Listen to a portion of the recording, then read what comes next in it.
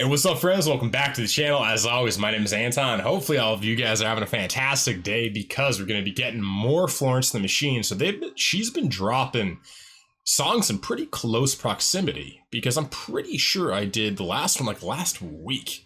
I think it was only a week ago, but this is the second single on the record, the new Florence the Machine #5. And this is Heaven is Here. And knowing Florence, this is probably going to be a deep one, and we'll probably do a pretty long lyrical analysis at the end. But yeah, I'm excited. Florence is, she's one of those artists that a lot of the time, I love the sound of her music, but even if I don't, she's one of those artists where it's still never a waste of time because there's always something, you know what I mean? There's always something to look at. There's always something to appreciate. The lyrics, the cinematography. Like some bands, if you don't like the song, that's all it is. It's like they don't put any effort into anything else. But Florence is special. Very similar, in my opinion, as I've said, like Kate Bush, Tori Amos, not in style necessarily, but just in theatricality, and Annie Lennox too. But yeah, so anyway, I'm really excited about this one. As always, if you guys have any song requests for me and you want to vote on what artists come on the channel every single week, join everybody in the Discord, link down below. And if you want guaranteed song requests and you want to check out all of our full album reactions, join everybody in the Patreon, also link down below. And that's it. So let's get into Florence the Machine. Heaven is Here.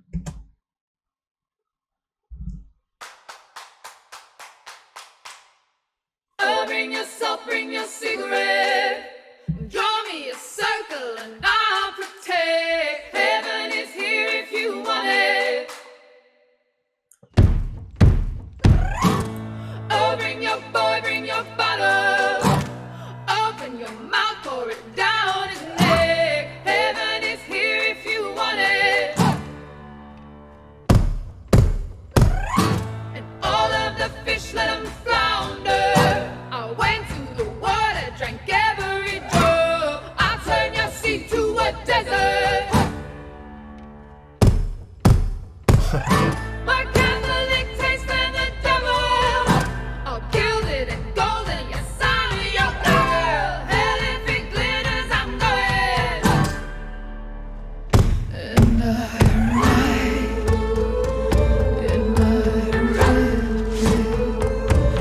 ride, Amazing production. stretches endless with my gun in my hand.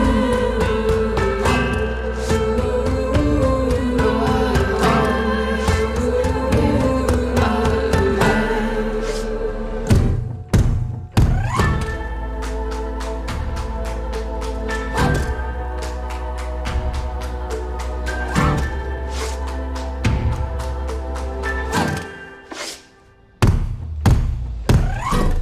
And every song I wrote became an escape rope tied around my neck to pull me up to heaven.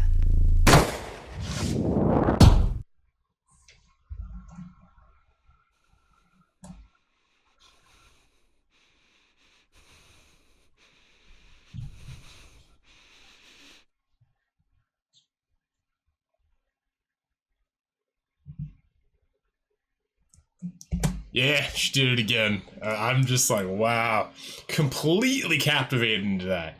That's what's interesting about Florence is that she is she's more than a singer. She's a to call her an entertainer, I think, is to not say enough. She's a true artist. Like, yeah, her ideas, like, I feel like this is like the intro to the album.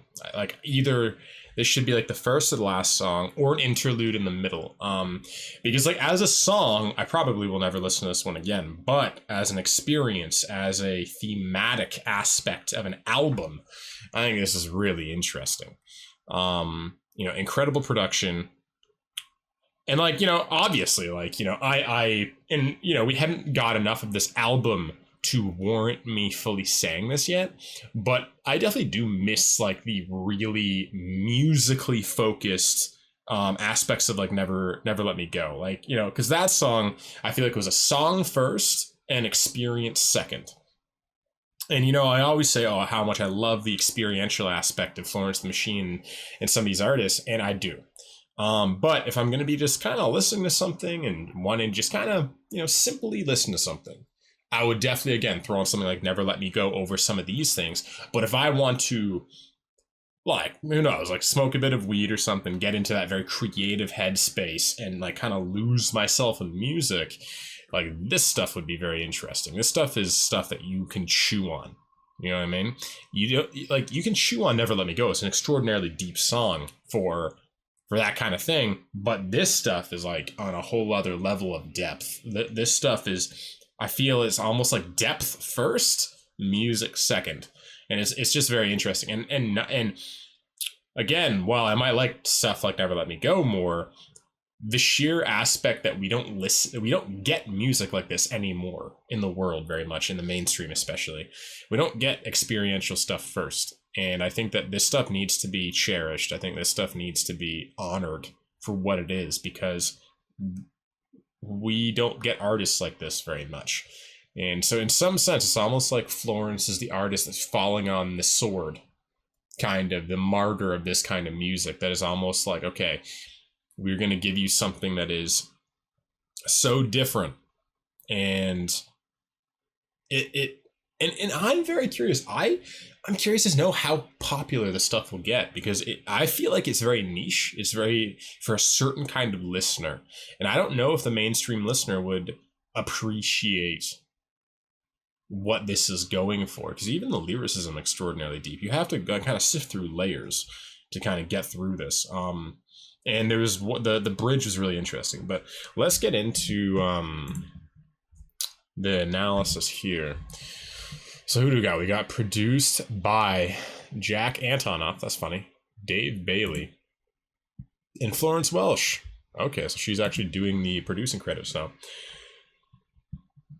Do we got anything interesting here? Anyone I recognize? Foot stomping Florence. That's funny. All right, so let's look into what the artists have said about the song. Oh yeah, one thing I do want to say before I read anything, get any other ideas, is when I look at this, okay, where was it that she mentioned? Yeah, here we go. And every song I wrote became an escape rope tied around my neck to pull me to heaven. That was fascinating. That was like the what, like it's funny. Like at first I was like, I didn't know where the song was going. Oh, bring your salt, bring your cigarette, draw me a circle and I'll protect. Heaven is here if you want it. And I was like, okay, that, the last line makes sense. Heaven is here if you want it. That's kind of like the law of attraction mentality. Like we create reality. We create maybe even if you don't create reality, we create our interpretation of reality. We define behaviors of other people. We define interactions the way we want. If you think that everyone's out to get you and someone's an asshole, you say, okay, that's another example of someone out to get me. If you believe that everybody is a good person, like that's my perspective, for the most part, most people are good people just trying to survive. And so if someone's an asshole to me, I just go, oh, they're probably just having a bad day, or they're probably having a bad year, or maybe they're getting divorced. Like I will a lot of time give that the benefit of the doubt. So literally, my reality is completely different than the person that thinks that everybody is out to get them. Literally, we live in different interpretations of reality. The same events are happening, but, is how we interpret it. And obviously, we can talk to the person and be like, okay, what's going on? And even then, what's funny is that this spirals, because if you talk to somebody, okay, why were you a jerk to me? They might say like, oh, because, all people are out to get me. And so there you go. It's like the interpretation created their behavior, which created your response, and then your interpretation was it's the spiral loop that all stems from how you interpret reality and how you interpret human beings. And I think it spirals out of control in societies and civilizations. And then you get these societies like right now where we're at each other's throats and we're, canceling each other, and we're, on two camps, there's like civil wars going on socially in the world. And I think that a lot of the time it does come back and stem from what is your base interpretation of human nature and human beings, and were you abused as a child? Did you have a good life? Because I think those create very different kind of subconscious behaviors and interpretations of reality. And hopefully if people are traumatized and have a lot of pain, as a collective, as a culture, we can help people just at least clean the slate. and be like, okay, let's get you back to zero so that you're not projecting your own traumas onto other people's intentions. And so that's kind of what I got from that. And then, oh, bring your boy, bring your bottle, open your mouth, pour it down his neck. Oh, bring your boy, open your mouth, pour it down his neck. Heaven is here if you want it. And all of the fish, let them flounder. I went to the water, drank every drop. I'll turn your sea to a desert. More Catholic taste than the devil. All gilded and golden, yes, I'm your girl. Hell, if it glitters, I'm going. And I ride my red dress, and time stretches endless. With my gun in my hand, you know I always get my man. Interesting. So let's see what she actually said. Okay. The single was announced on March 6th and came out the following day, just 2 weeks after King. 2 weeks, okay. On the announcement, Florence Welch explained that during lockdown, she wanted to make something monstrous. And Heaven is Here in the clamor of joy, fury, and grief. That is, the song was the first thing that came out. The artwork picture, just like the other one from this era, was taken by American director and photographer Autumn de Wilde, who also directed the music video for King. Very good art direction with all of this stuff. And what have the artist said about the song? Heaven is Here was the first song. Okay. Okay. So the same thing as she said. With the dance studios also shut, it was my dream to one day create choreography with it. So it's one of the first pieces of music I made specifically with contemporary dance in mind. Yeah, very, very cool. One of the first pieces of music. Well, there you go. That's what I said. It's like this music, this era of Florence and the Machine seems to be written with experiences in mind. How is this going to translate live? How will this translate in the music video? The music, they're all wrapped together synergistically rather than make a song as a song and then try to attach a music video to it or an experience to it. What have the artist said about the music video? 2 of the dancers in this video are currently sheltering. To my brave and beautiful sisters, Marina and Nastia. I love you. I wish I could put my arms around you. Strength. Very interesting. What do you think of this one? Let me know down below. And if you guys enjoyed this interpretation, you enjoyed my thoughts, definitely leave a like, leave a comment, subscribe if you're digging all the content. And yeah, if you guys enjoy anything I talk about in these videos, I have a podcast, a link down below if you want that. And also I want to give a big shout out to my tier 3 patrons. So of course we've got David, Kelly, Man, Scott, Ayla, Charles, Jason, Laura, Matt, Melanie, Melisa, Merek, Nora, Paul, Robbie, and Stewart. So shout out to all of you, and I'll see all of you guys again tomorrow. I love you.